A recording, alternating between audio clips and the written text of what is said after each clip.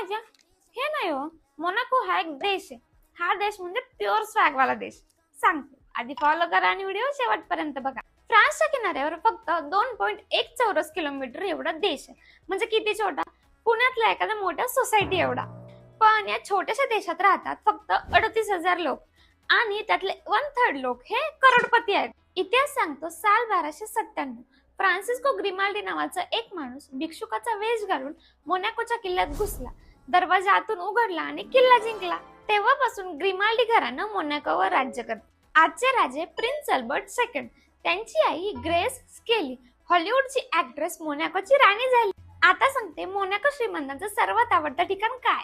1869 पासून मोनाकोमध्ये इन्कम टॅक्सच नाही आणि म्हणूनच इथे राहतात F1 चे Lewis Hamilton, Max Verstappen, Lando Norris आणि बरेच बिलिनियर्स. एक घर विकत घ्यायचे 8 कोटी per square metre, bank account उघडायचे 3.5 कोटी मिनिमम डिपॉझिट. बाकी सगळे देश टॅक्स घेतात. मोनाको हा फक्त तुमचा पत्ता घेतो. जगातला सर्वात फेमस मोंटे कार्लो कॅसिनो, जिथे एका रात्रीत करोड उडतात पण कोणाला काही फरकच पडत नाही. काही फॅक्ट्स जे तुमचे माइंड ब्लो करतील. जगातील सर्वात दाट लोकवस्ती असलेला हा देश. जगातलं सर्वाधिक ऍव्हरेज आयुष्य 90 वर्ष.